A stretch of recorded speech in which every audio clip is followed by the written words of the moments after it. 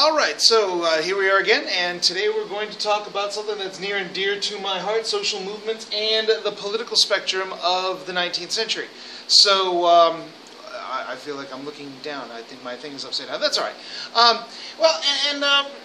So as you can see, there was an awful lot of stuff that was going on in the 19th century with industrialization and the expansion of American culture, the conquest of Native America. There was all kinds of things going on.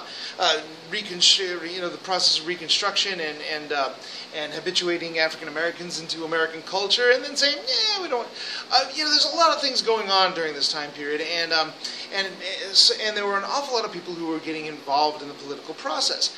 And so what we're going to do is we're going to talk about that today a little bit and go into some of those details. So let's move along here. We're going to deal with the essential question, analyze how the changes of the late 19th century influenced political movements. And again, this is something that's really, really dear to my heart because, I've participated in social movements in contemporary times, and I think one of the biggest and this is my bias showing, but one of the biggest reasons why we study history is so that we can gain an understanding that we can actually be participants in our own history rather than just be bystanders and witnesses to our history. And this was very much the case in the 19th century. So let's take a look at this particular time period in this context. So what was going on? Well, let's talk a little bit about the political spectrum at this time because, for the most part, the political spectrum, what do I mean by political spectrum? And I think we've talked about this in an earlier lecture, but the political spectrum typically runs from left to right and usually has to do with the left tending to be what we would call the more liberal and the right tending to be the more conservative. And of course what that means, this is a bit of a review, but the liberals tend to be folks who are more inclined toward pursuing social change, actively pursuing social change, whereas conservatives tend to be on the side of maintaining and perpetuating traditional institutions. So this, when we talk about liberalism, conservatism, I'm not talking about any particular contemporary political policies or debate. I'm talking about the standard definitions of these political ideas. And most of us, of course, we're on the spectrum. Most of us fit somewhere in the middle. This would be your centrist position. For our sakes, our purposes, if you go to the extreme end of the liberal spectrum, we're talking about radicals, and for the sake of definition, on the extreme end of the conservative, we'll talk about extremists. And this is just a rough go over of the political spectrum during the time. So how did it look in the 19th century, and why are we talking about this in terms of the 19th century? Well, as you can kind of see, there's an awful lot of changes going on in the 19th century with regard to politics. I mean, we are creating, as we talked about last lecture, we've created a very different kind of a society, an industrial society with industrial problems that the United States had really not faced before, and it changed some of the problems that we had faced. Also, we see that there was an awful lot of political evolution that was going on in the early 19th century that had been largely resolved by the late 19th century, which is going to force, it's basically going to force liberals to re-examine what exactly liberalism means. If you were a liberal in the early part of the 19th century and you largely got what you wanted by the late 19th century, then pursuing social change is irrelevant to you. So then exactly what do we mean by liberalism at this stage of the game? Liberalism has to change in order to continue to be liberal. So for our purposes, we're going to talk about just the general dynamics of these three ideas. Classical liberalism, as opposed to what we're later going to refer to as progressive liberalism. Classical liberalism tended to be folks who believed in laissez-faire economics, relatively small government, and emphasized individual rights. To a certain extent, especially with regard to the laissez-faire economics, the Liberals largely won that one. That was an argument that was won. Not an awful lot in the Constitution with regard to regulation of economic institutions, and as we see with the rise of corporations and trusts, there wasn't an awful lot of a lot of power standing in the way of these economic institutions to grow and get bigger and bigger and bigger. So what we're going to end up seeing too, as a result of that, well, then the people who are looking for and looking at the possibility of change, they see some of the problems that are taking place in an industrial society and they want to change. Well, they tend to take a more radical stance. So exactly what do I mean by radicalism? Well, radicals tended to, at this stage of the game, are going to tend to emphasize socializing. In other words, bringing, kind of challenging the idea of private ownership of property and socializing, either putting some significant property in the hands of the state or in the hands of the general public and the collective. The radicals tend to emphasize democracy and democratic government and more direct democracy than would, say, the classical liberals, who oftentimes were kind of wary of this idea of democracy. And the radicals tended to stress equality. And typically, what exactly do I mean by a radical? Well, the radicals tended to be people who identified one particular social problem as being the core problem, and that if we just hammer on that one problem, then we can wipe out and eliminate most of the others. And then, of course, we're going to have your traditional conservatives. Again, this is not necessarily policy-oriented. Traditional conservatives tend to prefer traditional beliefs and maintaining stability in society. So those people who have already achieved status within the marketplace deserve to be there, and therefore, if you mess with that relationship, then you're going to destabilize society. So traditional elite groups within the society, these are folks who are also best capable of governing, and these are, the conservatives are going to tend to emphasize duty and honor and patriotism and things along those lines, these traditional values and core values in society. So let's take a look at some of the influences going on with regard to social movements in the 19th century. And there's a huge shadow here because I don't have those windows open.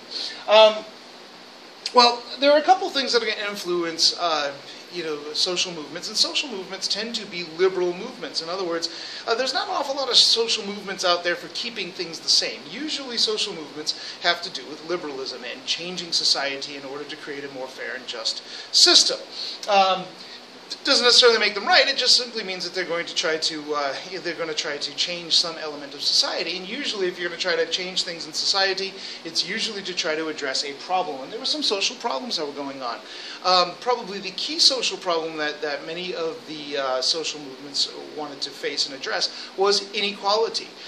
This could have been class inequality, the inequality that existed between the wealthy and the not so wealthy. There was also inequality between men and women, and there was inequality between the races. And all of these were kind of a locus of social movements and liberal support.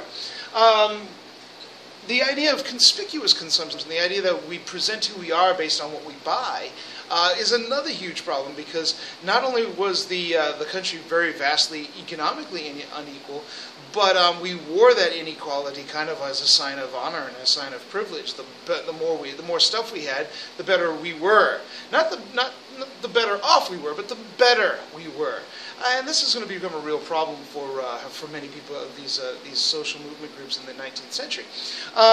Political corruption, we talked about the tremendous amount of political corruption as a result of the Gilded Age and a result of the political machines and the spoil system and corporate influences and the influences of trusts on our government and big business on our government. And this was becoming a huge problem. This was something that most people wanted to see addressed.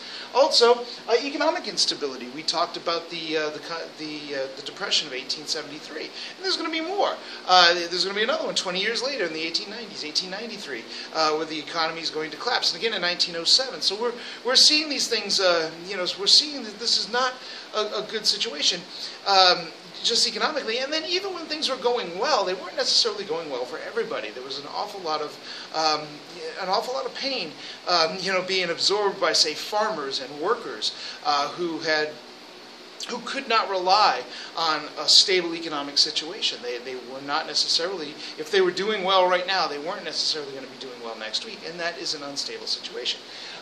There were also some social influences, some influences that weren't necessarily directly related to the problems of that time, but were related to other outside forces. So for instance, one of the social influences of these social movements was the expansion of the middle class. Many of the leaders of these social movements, even though many of these social movements had to do with people who were working class and lower class, many of the actual leaders of those movements were in the middle class. They were people who had jobs that they did not have, that didn't keep them busy all day, every day, 6 to 7 days a week. They tended to have a little bit of leisure time. They also had a surplus funds that they could invest in these social movements. So many of the leaders, especially a lot of the women who were part of these social movements, were coming out of the middle class. So this expanding middle class is going to have a huge influence on these social movements. We also start to see in the United States, as a result of European immigration, and even Asian immigration to a certain extent, you see a lot of not just people moving into the United States, but actually ideas moving into the United States as well. The 19th century was a tremendous time of political upheaval in Europe. A lot of radical groups in Europe were rising up, making stands, and largely losing. And consequently, when they lost, many of them did come to the United States. A lot of people were fleeing political instability in, say, Germany and places like that. They were coming to the United States, and they oftentimes had what in the United States were considered to be pretty radical political ideas. And they were bringing their political ideas with them. We also have an expanded awareness of each other in society because media is expanding. We have more newspapers, more magazines, and more access to literature and other ideas, and that is going to kind of create a multiplier effect of ideas that have taken place in the United States. We also have a corresponding increase in literacy that was going on at this time, which means more people are going to be open to ideas that have been put down in writing.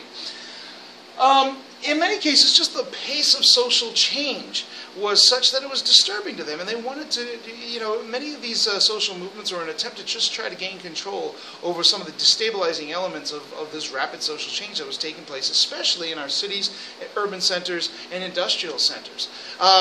And also places that had been relatively stable before, and now we're seeing, the incursion of railroads, and we're seeing corporate farms and things along those lines, even out in the countryside.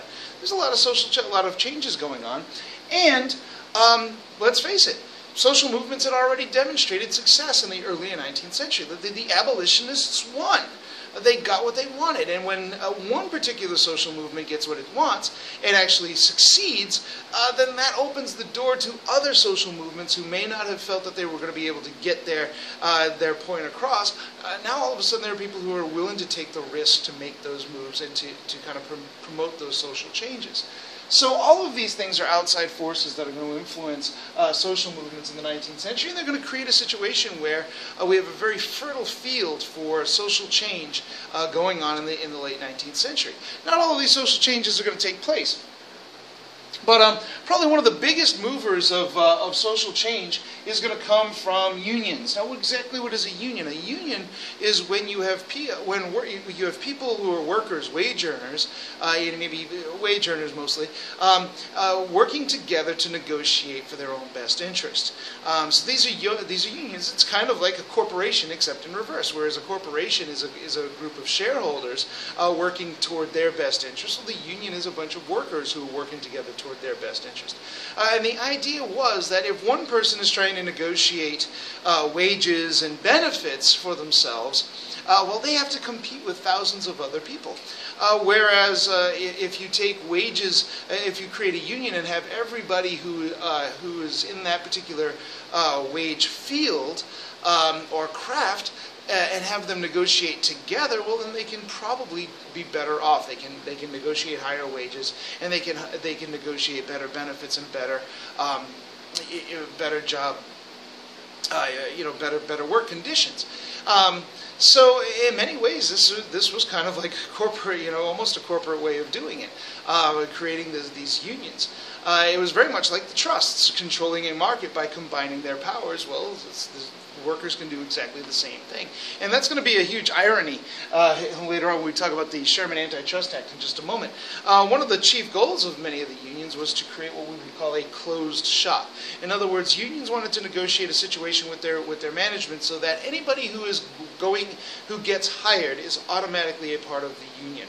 They automatically become part of the union, they pay union dues, and they work and operate for the union, which kind of makes sense from the point of view of the union. If the union is going to negotiate benefits, then the people who receive those benefits should also be part of the union. And of course, business owners are not going to like this idea at all, because that means that every time they hire somebody, the union gets stronger, which is not a situation that if you own a business you want to have. You want to be able to, all business is negotiation, and whenever you negotiate, you want to be in the strongest position to negotiate in your best behalf, which also means that you want the other guy you're negotiating with to be in a weaker position. That's just business. So this idea of the closed shop is something that's been fought very rigorously and largely has been mostly eliminated from the United States in many places, including Florida, the place where I live. Some of the techniques that unions would use is strikes. A strike is when all of the workers in a particular plant or a particular business decide that they are not going to work. That they are going to hang out, they're going to maybe put up picket signs, they're going to protest it, but either way they are not going to do any work. And of course, oftentimes the businesses would counter that by saying, all right, well, we'll bring in other people to work. So then what the unions would end up doing is bringing in putting up a picket line to discourage people from crossing that picket line into the business to do the work. These folks who would take jobs that the union was trying to improve, people who would take jobs from the union workers were oftentimes referred to as scabs, people who were willing to work in place of the union workers. So the goal is to keep those. One of the ways that we can do that is we can say, all right, not only are we not going to work, but we are going to stay right here in our workstation and occupy that space so that nobody else can come into this space and work these machines or do whatever the work is that we're going to sit right here.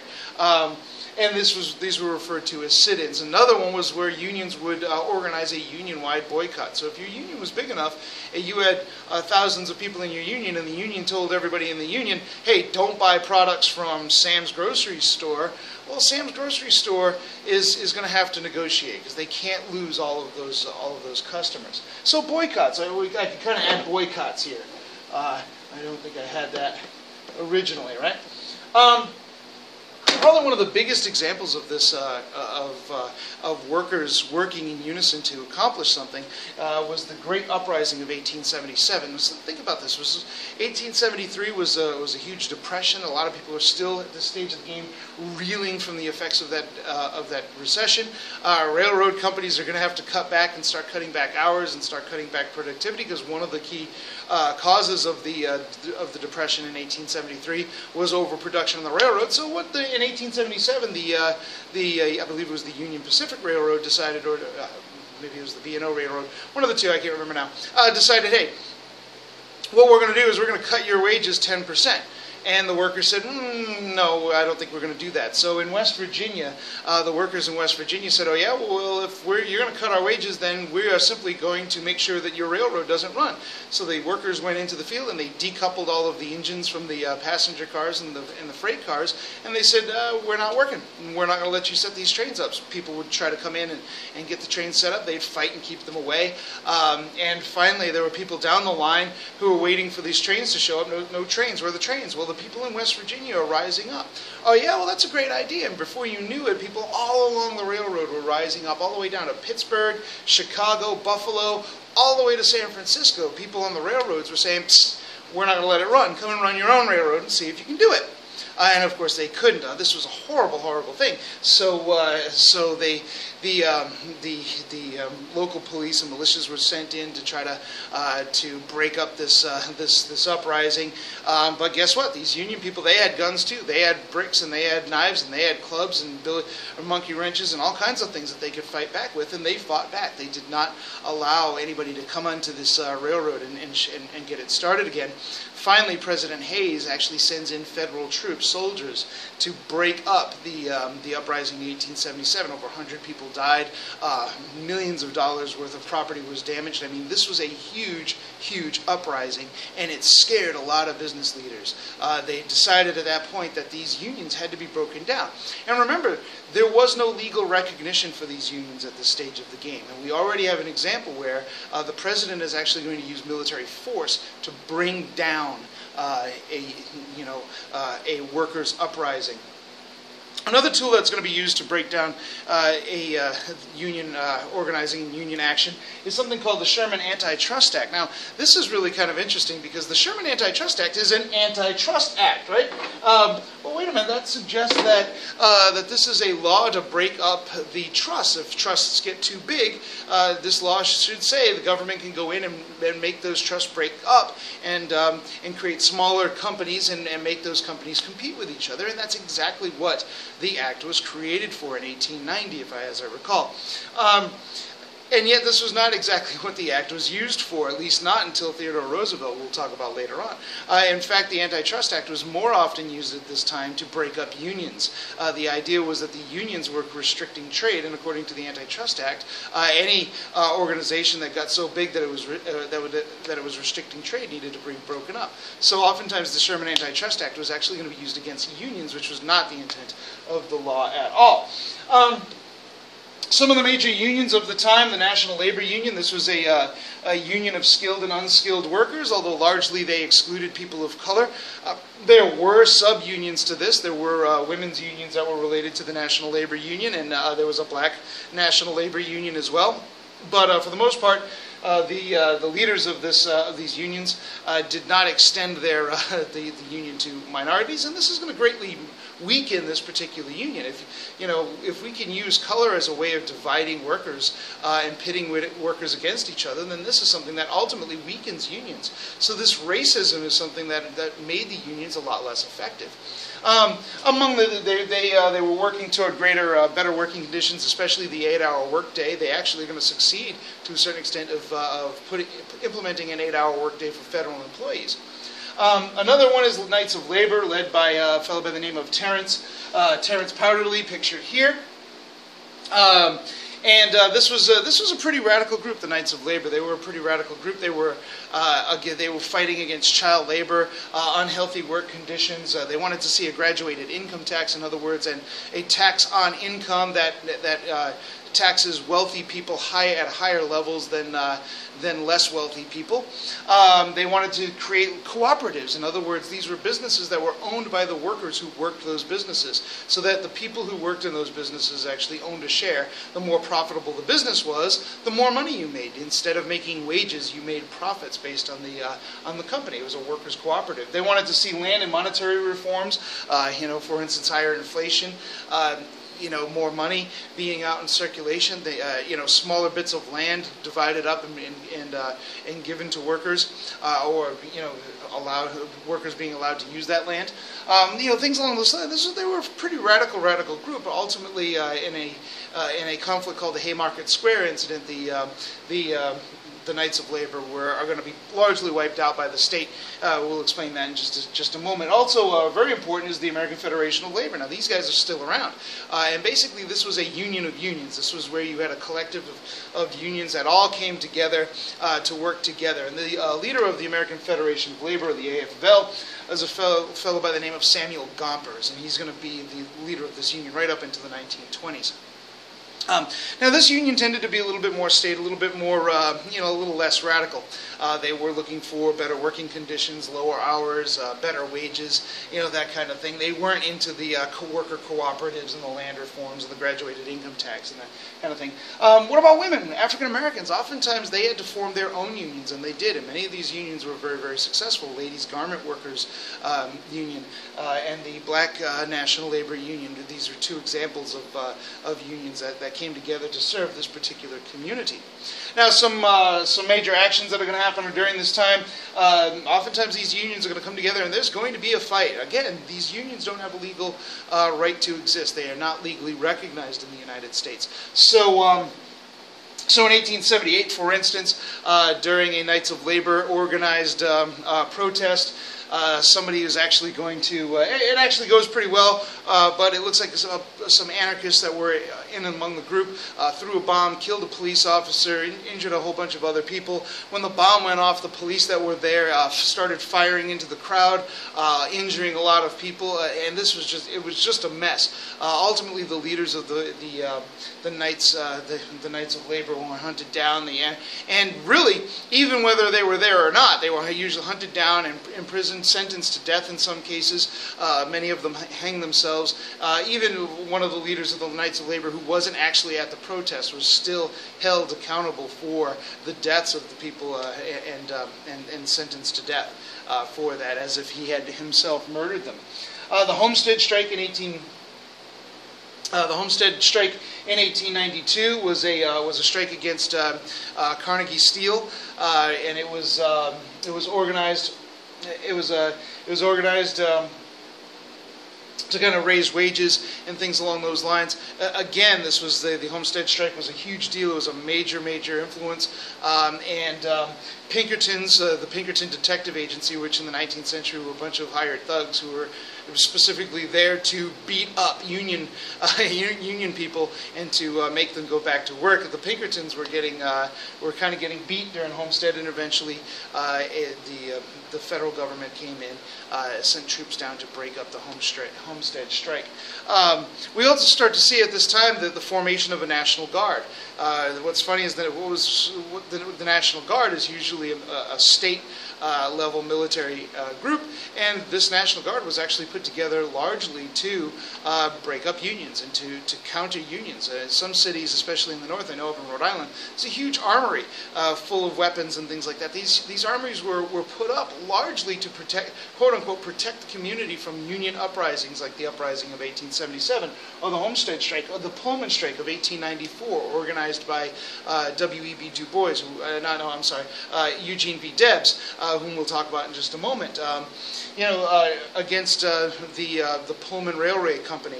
The Pullman cars were very popular cars for used for transportation. Mostly for wealthy people, and again, it was a case of lowering wages. And this Pullman strike got really ugly very quickly. Again, soldiers being used to break up these unions. So you see, there's a tremendous amount of resistance against these unions, against union action and collective action. And one of the tools that's going to be used is, well, these unions are being run by radicals, and who were these radicals? So there were some pretty radical groups during this time. We might want to know who they are. And again, radicals are folks who pretty much identify a single root cause to our social problem. So, for instance, socialists. Now, socialists believed that the root problem in our society was economic inequality. So the whole point of socialism is the idea of redistributing wealth to make it more fair, so that so that everybody can get by and everybody makes enough, so that they don't have to be poor. If you were working, you make enough money so that you're not poor. Now, there were a lot of ways of doing this. The socialists tended to believe that large businesses, especially factories and manufacturing centers, that these are too big to be owned by individuals, or private individuals, or even corporations. That instead what we need to do is these factories should be owned by the public. Now, some socialists believe that the state should own these factories and factories of production. Some people believe some socialists believe that worker cooperatives, that these should all be owned by worker cooperatives or owned by communities. But either way, the idea was to keep the tremendous wealth that these factories were producing from just concentrating in the hands of a small knot of people who happen to be the shareholders, and actually be distributed and dispersed among the working class.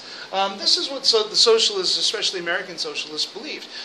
Major leaders of the socialist movement at this time, Eugene V. Debs, the guy who organized the Pullman strike, is here. We can take a look at some of the things that he said. For instance, he's very famous for saying, "While there is a lower class, I am in it. While there is a criminal element, I am of it. And while there is a soul in prison, I am not free." Well, wait a minute, a criminal element? A prison? Well, yeah, the socialists largely believed that people became criminals because of economic desperation. And therefore, prisons were a tool of oppression. This is exactly what he's referring to. Now, related to socialism, although somewhat a little bit different, maybe even a little bit more radical, was the idea of communism. And communism was the idea that that what you wanted to have was you wanted to have all of the factors of production owned by the community, the communism, or in some cases by the state, and that we just get rid of private property entirely. Now, socialists didn't have a problem with people owning houses and small businesses and things along those lines. They just wanted to see the major stuff, the stuff that is important to everybody, owned by the public. The communists are saying, let's just do away with private property entirely.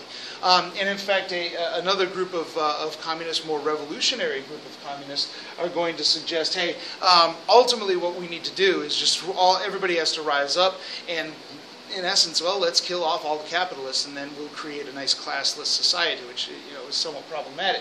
Another very radical group during this time are the anarchists. The anarchists are among my favorites. Not necessarily because I think they're right, but they're just interesting. The anarchists believe that pretty much all institutions are oppressive.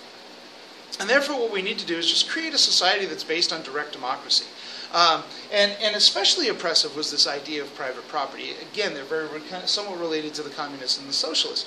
But as far as, the socialists believe that the government and the state could take a part and take a role in making sure that the distribution of goods and services was fair. The anarchists were saying, no, the state is by its very nature oppressive, and we just need to do away with the state entirely and just make decisions based on a democracy and worker cooperatives and things along those lines. Of course, the most famous of the American anarchists was the unredoubtable Emma Goldman, famous for saying if voting changed anything, they'd make it illegal, or idealists foolish enough to throw caution to the winds have advanced mankind and have enriched the world. One of the negative consequences of the anarchists, at least of the 19th century, was the anarchists were not afraid to use violence to get their way. The anarchists were responsible for throwing the bomb at the Haymarket Square. The anarchists are actually going to assassinate President McKinley. Anarchists are going to cause a lot of actual violence, during this time period. But the idea was to just completely take down the existing institutions and remove them. And if violence was the way of doing that, then they were justified in that. One of the things that Emma Goldman would argue is that sending people into the coal mines to shovel coal and destroy their lives and destroy their lungs for somebody else's profit is just as violent, if not more so, than throwing a bomb. Again, I'm not saying that necessarily that thinking is right, but that is their thinking. Now, women were also very much a part of these social movements, and especially because of this growing middle class, also changing domestic roles. Women were expected to raise the kids, they were expected to take care of the domicile. You're taking care of a whole bunch of little kids, and that's really tough, but what happens when those kids grow up? So many older middle class women are going to start finding meaning in these social movements. Not to say that younger women aren't. But these changing roles, but don't forget, those roles did not change for poor women. Poor women were still going into the factories. They were still doing a significant amount of actual market work. So we have women who are involved now. The very first organization of this in the United States is the Seneca Falls Convention of 1848. But these people did not go away as a result of the Civil War. And in fact, they were kind of energized by the whole, 13th, 14th, and 15th Amendment. Hey, wait a minute. We're going to let former slaves vote. Well, what about housewives? What about women? Why can't we vote? So that becomes a huge question, and the women's movement is going to really gather steam in the 19th century. Among the things that the women are going to be fighting for is the right to vote, suffrage, and these women will be known as suffragettes, as we see here. Votes for women. Let women vote. If women vote, then maybe we can actually have people who are more more sympathetic toward women in office, and maybe we'll make some more gains for women. Also, women were a big part of the temperance movement. In other words, the idea of banning alcohol or the use of alcohol.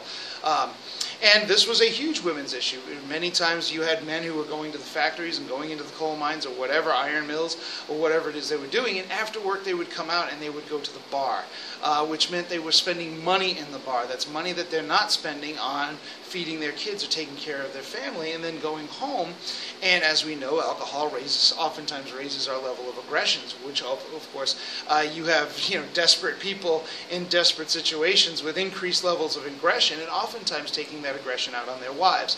So domestic violence and domestic issues was a huge, huge problem for that time, and a lot of that was based and premised in alcohol. So a lot of women said, let's just do away with alcohol, and that will solve that particular problem. We now know that wasn't exactly the most effective way of doing things, but at the time it seemed to make sense. So women were very, very involved in the temperance movement as well. And what about civil rights? Well, the civil rights debate is largely going to be, kind of characterized by this debate between Booker T. Washington and W.E.B. Du Bois. I don't want to get into that right now. I just want to kind of introduce them a little bit, but I do want to talk about them in the next lecture, in which we talk about Jim Crow and segregation, the civil rights movement. Until then, that's all I have with regard to the social movements. Now, this isn't a comprehensive list of the social movements. Later on, we're going to talk, not only are we going to talk about civil rights, we're also going to talk about the populist movement, which became a very, very powerful force. But I wanted to make that a lecture in and of itself, because the populists kind of are in kind of their own separate category here. And of course, the foundation of that populist movement is the farmers. Whereas many of the stuff that we've talked about today are largely urban-based social movements. So, but anyway, that's as far as I have for you today. So have a good one, and I'll see you the next time.